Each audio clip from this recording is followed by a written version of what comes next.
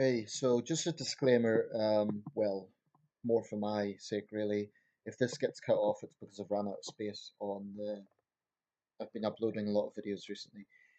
I want to touch on this issue around Liam Neeson and the vigilante incident that he was involved in, um, which I suppose partly relates to my previous video on vigilantism. I touch on that as a subject, as a concept. So if you're not familiar with this, although it's being widely spoken about now, I mean Liam Neeson's one of the best known actors probably in the world. Um, and If you're not familiar with it, basically Liam Neeson was talking about his upcoming thriller film called Pursuit. And I guess I didn't see the original interview, but I guess he was trying to talk about the subject of revenge and what motivates a character to do that. A number of his films have been around that sort of crime thriller genre, the Taken series, of course. He's become famous for it. But in this particular situation, he was talking about an incident almost 40 years ago in which a female friend of his, a dear friend as he put it, had been savagely raped. And he mentions that he followed up with questions. He done a very candid interview on Good Morning America about this, and he said he went around the city. Now, I'm not sure which city this was. Initially, I thought it was Belfast or Derry or somewhere in Northern Ireland, but I think this is when he was in the United States. So it was an unnamed city, I don't know where. But he went around that city basically trying to get into an altercation with the nearest black man he could in order to brutally attack that guy. Um, and this was on the grounds that his friend had said that the man who attacked her was a black man. Now, in the interview on Good Morning America, which you've just watched, um, the interviewer asks him, would a few things, would this have been the same response had the attacker been white? And why did you not ask other questions about, for example, the heights, the build of the attacker? Neeson clarified that he did actually ask those things as well, but he did focus on the race issue. Um, and he elaborated that had the attacker been a Scot, an Irishman, a Briton, a Lithuanian, he would have had the same response. So what he was driving at was this primal, raw animal instinct. Um, if anyone's seen the French film Irreversible, I guess it's like that. In the film Irreversible, the character Vincent Cassel goes on a violent rampage through the Paris suburbs after his girlfriend, played by Monica Bellucci, is savagely raped. And the film was notorious for not leaving anything out. It basically shows the entire rape scene in a subway in Paris. It's pretty brutal. It's hard to watch. But I think what Neeson is driving at is that men have, and I think this subject of revenge is particularly a male domain. I'm not saying women are immune from it, but I think what he's driving at is that it's a raw carnal instinct, kind of a protective instinct of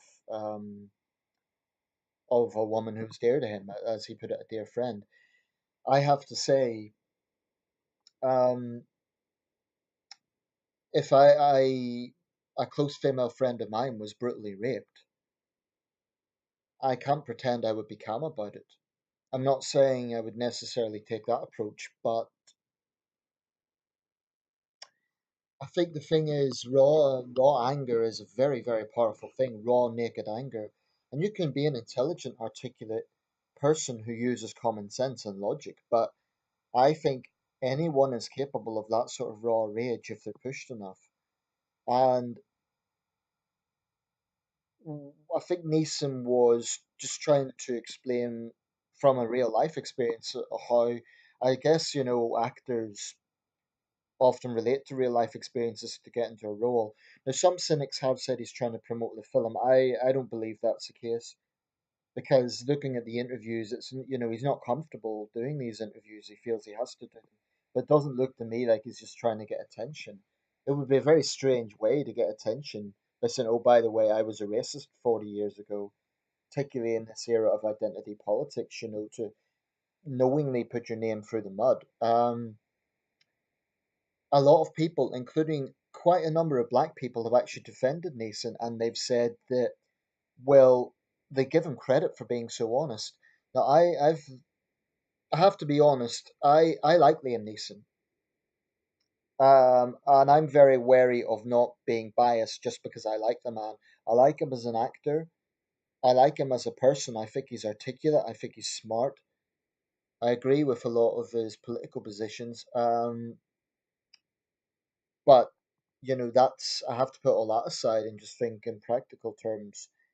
Clearly, trying to start an altercation with a random black man was racist by nature in itself. And I know he's saying he would have went against anyone, but the fact he would have taken it out on any black man and not the black man who done it is, you can't get away from it, is an inherently racist position.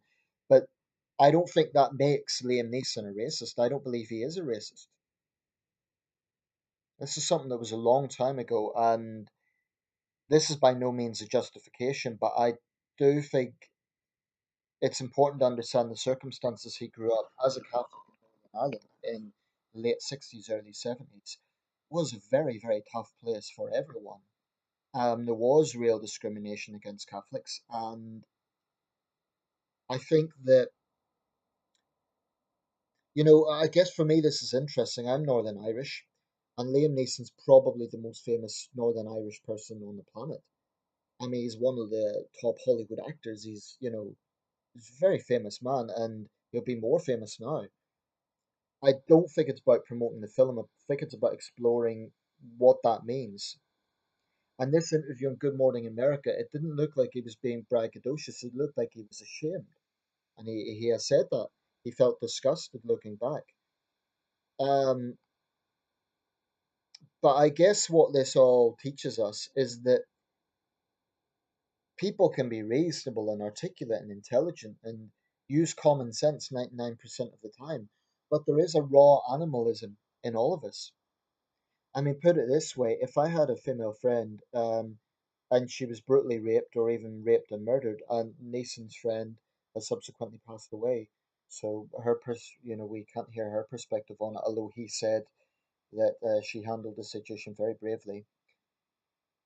I know female friends that something happened to them, or a female relative for that matter, I'd probably want blood.